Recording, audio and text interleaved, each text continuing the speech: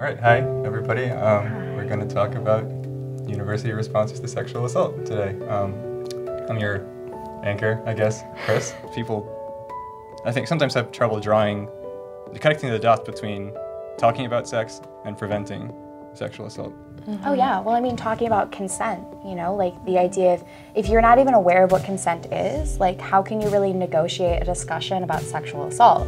You need to talk about this, you need to negotiate, figure out where each other's boundaries are. You need to know that at any point one or both of you can say no, I don't want to do this right now.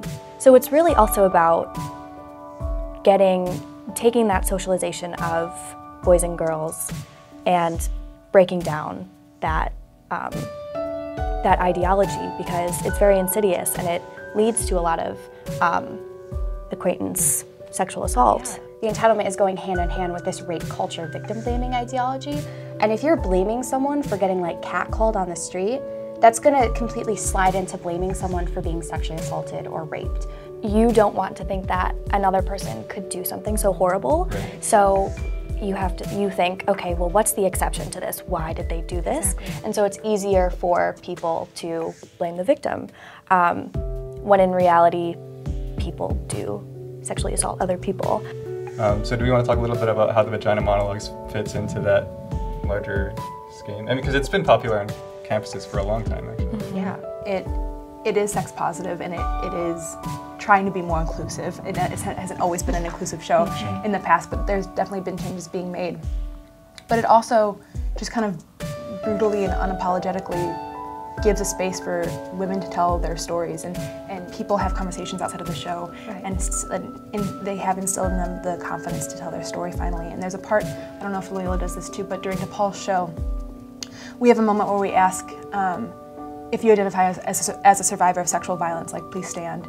And then if you know someone who is a survivor, please stand, and then please stand if you're committed to ending sexual violence. And so it's kind of this beautiful solidarity moment where you're able just to not only see maybe friends who have not come out to you as being a survivor stand up, but also know that you're standing with them in solidarity, just like to support that. I remember I was in it my freshman year, and then now I'm the producer, and I remember being so moved, and originally I was a little uncomfortable, because that's kind of what it's supposed to have you do, Absolutely. is to be a little uncomfortable. Yes.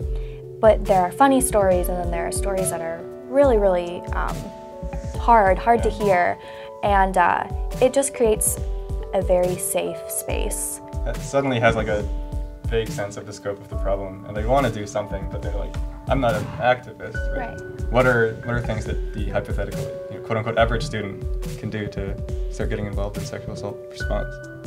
Even if you don't consider yourself an activist, if you want to get involved in a social movement or change things, you are an activist. And so doing things like, at DePaul especially, coming to the Women's Center asking what opportunities there are. We always have a lot of great programs where we have speakers come. You can come and just talk to us during the day, like we're a safe space. You know, there's lots of different things where you don't necessarily have to take the time to plan something, but you can be part of the movement as well. And I think that participating is just as important. We have this thing the Women's Center does where we encourage people to like take a sign that has like a statement on it. So like one was like, catcalling is not a compliment, and one said, if you know a survivor of sexual assault, like please listen to them, their stories need to be heard. And carrying that on the CTA, and then carrying that to class, and then seeing what that can spur. And so one of the people who comes to the Women's Center, they carried a sign on the train and like watched people have conversations about catcalling in front of them, about how it's affected them and how it's affected their friends, and then just realizing that that's a problem too. Like that's a form of activism. Definitely increasing your own self-awareness, and if somebody comes to you that is sharing their story of sexual assault, actually listen to them and say, I believe you and I'm here for you. Also, if you want to be involved on campus, I know I've had a really easy time of just emailing the Title IX coordinator at Loyola and being like, hey, like I really want to know more about what you do, and they love to talk to students. Health educators love to talk to students that are interested. I'm based out of the Gannon Center for Women in Leadership.